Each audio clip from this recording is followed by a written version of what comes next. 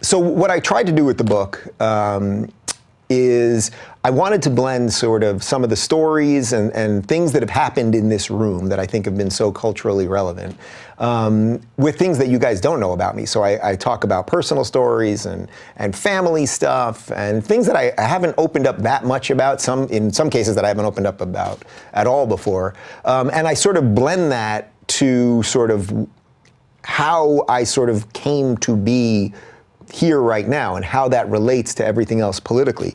So I thought maybe I'll tell you a couple things today, but I thought maybe the best way to do it for today is kind of just go back to the beginning, just sort of career-wise, because it has been quite an adventure. And you know, it's funny when you lock yourself in a room for a couple days a week, a couple hours a day, really trying to do something that's valuable, and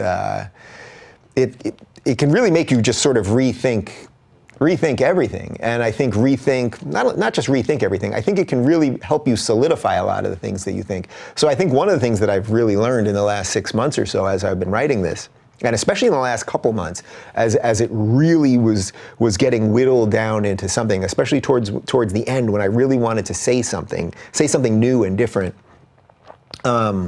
is that it makes you challenge all the things that you think. And when I had to do certain research on certain fact-based things and, you know, see potentially what my blind spots are and things like that, but then also go into my family history and be very, very appreciative of where I came from, and really we went way back into my family history because we were trying to find out what my American story is. And actually, as I'm telling you this right now, today is July 30th, 2019.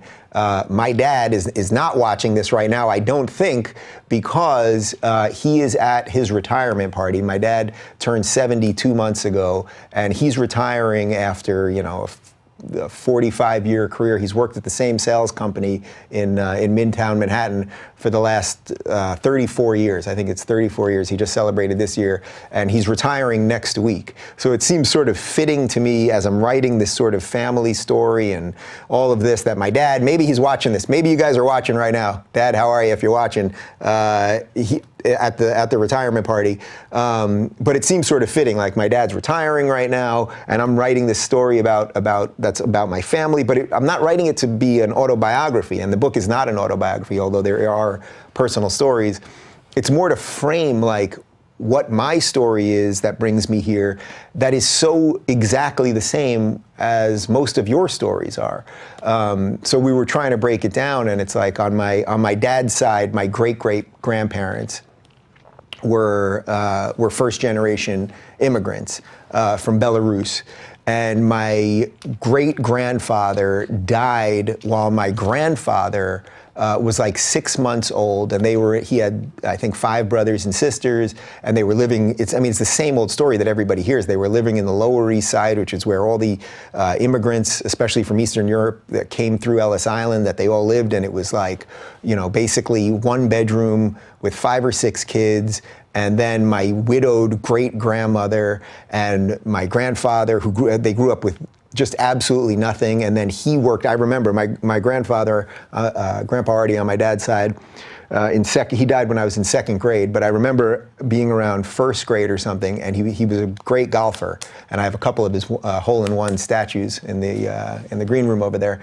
And I remember he was teaching me how to golf. And I remember him once telling me, he bought me a golf club, like a little kid's golf club. And I remember him once telling me that his first job was for 25 cents an hour. So he grew up in abject poverty with parents that were, you know, from another country, first-generation immigrants, and was lower class. Then he worked really hard, became a lithographer. My grandma Mimi, who he eventually married, was the first person in my family to go to college on either side, and then she ended up being a typing teacher in Brooklyn. But they were sort of lower middle class to middle class.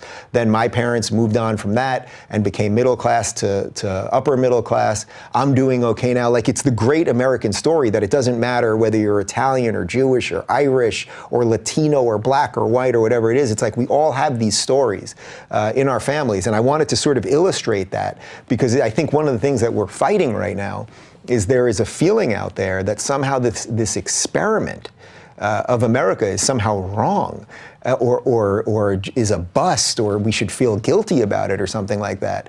And I like calling it an experiment, which is a phrase that I got from Dennis Prager, actually, who I've interviewed here many times. And I've done a couple of videos for PragerU, because all America is an experiment. Like, we're testing this thing out. Can people live with maximum freedoms? Can we have a country that welcomes people, that they can bring all of their talents and skills and traditions and ethnic backgrounds and cultural backgrounds and fit into the tapestry of America while still respecting our freedoms? We've done it here, that melting pot, better than any country in the history of the world. And I think we don't step back to be appreciative of that. So as I was writing this and learning more, I mean, this was truly a learning process. I did Ancestry.com, which is one of the sponsors, by the way, of our podcast. I think you can go to Ancestry.com/Rubin. But I did it in the midst of all this because I wanted to find out more about my family tree, to find out more about what my ancestors went through, so that I could be a guy that sits in his garage talking to a camera about freedom. I mean, that's pretty fucking spectacular. It's incredible. It's unimaginable. I don't think any of my grandparents on either side could possibly imagine that this is real. It's just incredible.